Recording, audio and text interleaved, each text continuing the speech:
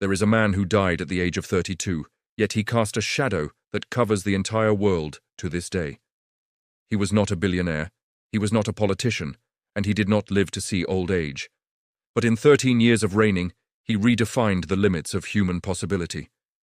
He conquered the known world, defeated the massive Persian Empire with a fraction of their troops, and never lost a single battle. His name was Alexander III of Macedon, but history simply calls him the Great. He is the ultimate archetype of the apex leader, a man driven by a hunger so vast it consumed everything, including himself. Today we will dissect the psychology of Alexander, the god complex that fueled his invincibility. We will analyze the Gordian Knot solution, how to solve impossible problems by changing the rules of the game. We will look at the Battle of Gaugamela, where he destroyed an army of 250,000 men by running straight at their king. And we will explore the dark side of his ambition, the mutiny at the Hyphasis River, where his own men forced him to stop. By the end of this video, you will understand the power of momentum. You will learn that the only way to keep your empire from collapsing is to never stop moving forward. To understand Alexander, you must understand his education. He was the product of the perfect storm. His father, King Philip II, gave him the strongest army in Europe. His teacher, Aristotle, gave him the strongest mind in the world. Aristotle taught him logic, biology, and ethics. Philip taught him war, politics, and ruthlessness. But Alexander believed his true father was not Philip. He believed he was the son of Zeus, the king of gods. This is the god complex. Most people see it as a disorder. For Alexander, it was a performance enhancer. Because he believed he was divine, he believed he could not fail. And because he believed he could not fail, he attempted the impossible. The first test of his lateral thinking was the Gordian Knot. In the city of Gordium, there was an ancient ox cart tied with a knot so complex that no man could untie it. Legend said that whoever untied the knot would become the king of Asia. Hundreds of men had tried. They used their fingers, their teeth, and their patience. They all failed. Alexander arrived. He looked at the knot. He struggled with it for a few minutes. He realized the problem was rigged. The knot had no ends exposed. It was a trap of logic. So he stopped playing by the rules. He drew his sword and slashed the knot in half with a single strike. He didn't untie it. He destroyed the problem. This teaches us the Alexander solution. When you are faced with an impossible puzzle, do not play the game. Change the game. If the rules prevent you from winning, break the rules.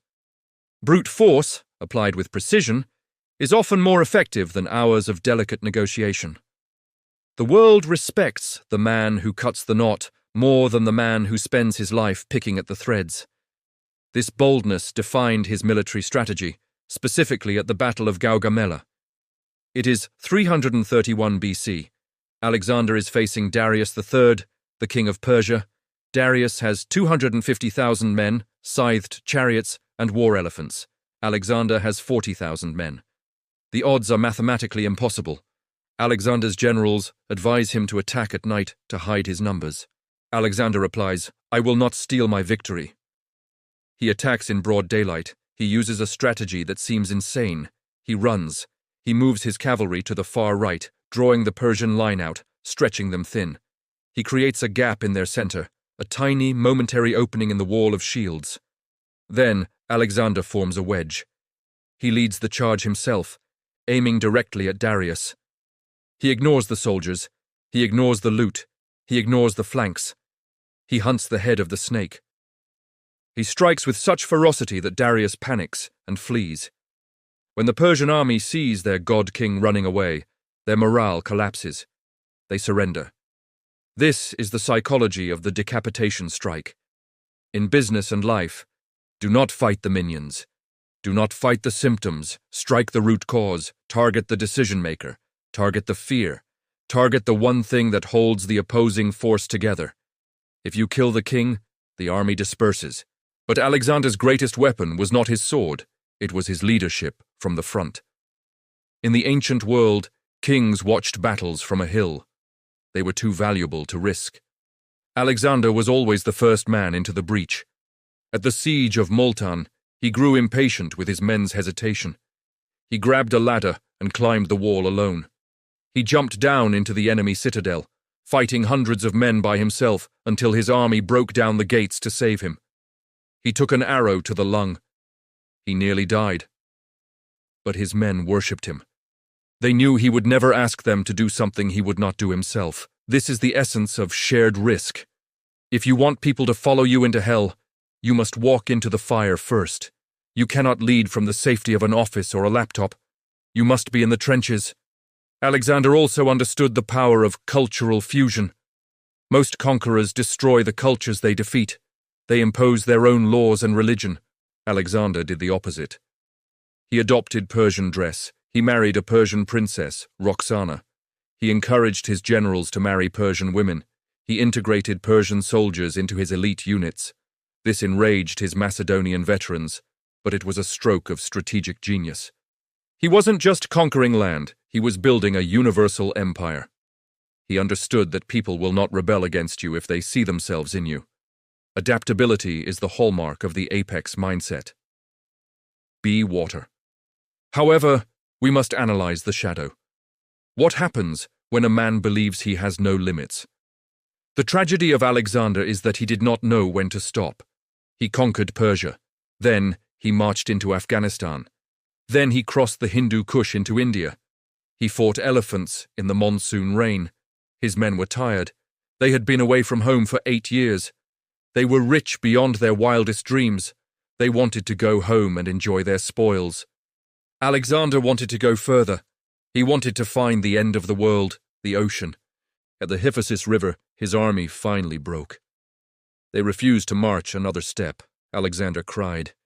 He sulked in his tent for 3 days like a petulant child. He could not understand why they didn't share his vision. This is the visionary's curse. You see a future that others cannot see, and you resent them for their blindness. He was forced to turn back. And on the journey home, through the Gedrosian desert, he lost more men to thirst than he ever lost in battle. This was his failure. He pushed the system until it broke. Alexander died in Babylon at age 32, likely from malaria or poison, compounded by alcoholism. On his deathbed, his generals asked him, "To whom do you leave your empire?"